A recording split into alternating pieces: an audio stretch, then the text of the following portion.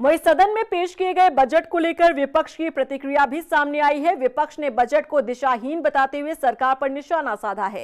मुख्यमंत्री पुष्कर सिंह धामी ने विधानसभा में बजट पेश कर दिया है। खास बातचीत के लिए मेरे साथ उपनेता प्रतिपक्ष भुवन कापड़ी जी हैं। सर, किस तरीके से देखते हैं जो बजट पेश किया गया?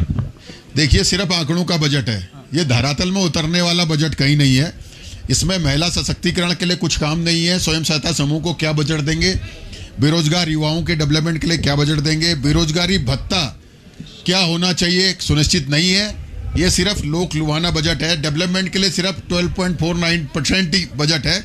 सरकार इस बजट को पेपर में तो छाप सकती है, अखबार में छपवा सकती है, लेकिन धरातल में कहीं उतार नहीं सकती। धरातल में अंतिम छोर तक के व्यक्ति को शिक्षा कैसे दी जाए, स्वास्थ्य कैसे दिया जाए, इस बजट में कहीं प्रावधान नहीं है, कहीं व्यवस्था नहीं है। बजट पूर्ण रूप से निराशाजनक। आपने कई खामियां गिनाई, आपके अनुसार इस बजट में किस चीजों पर ज्यादा विशेष फोकस सरकार को रखना चाहिए था?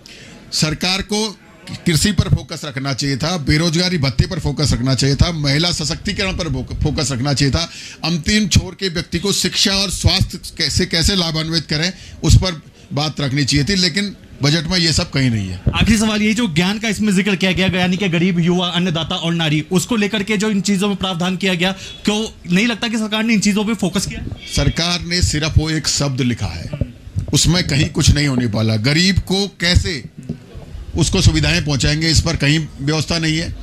अन्नदाता को कैसे, अन्नदाता जो आज तड़प रहा है, लगातार जो है कर्ज में डूबता जा रहा है, उस कर्ज से कैसे बाहर निकालेंगे। एमएसपी के लिए क्या प्रावधान होंगे, उनको बोनस मध्य प्रदेश की या अन्य राज्यों की तर्ज में जो बोनस है वो कैसे दिया जाएगा, इस पर कहीं पर चर्चा नहीं है। अंतिम छोर में जो व्यक्ति आज सरकार बात कर रही है कि हमने जो है कि बजट में प्रावधान किया है कि जो हमारे आयुष्मान कार्ड हैं, अन्य कार्ड है, उनमें हम लोग स्वास्थ्य दे रहे हैं, लेकिन अस्पतालों में लेना लोगों ने बंद कर दिया क्योंकि सरकार जो है उनको बजट नहीं दे पा रही है।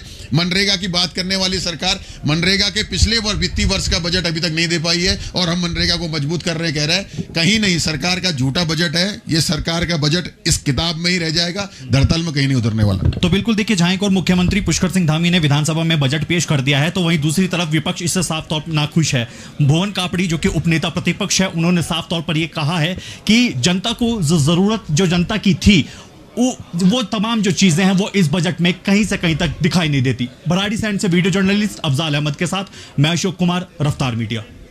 चाहे शिक्षा के क्षेत्र में हो, चाहे स्वास्थ्य सेवाओं में हो, चाहे किसानों को इस बजट से लाभ और आम जन इससे, मैं इस बजट में ऐसा कोई भी प्रावधान नहीं किया गया है जिसमें कि आम जन को राहत मिल सके।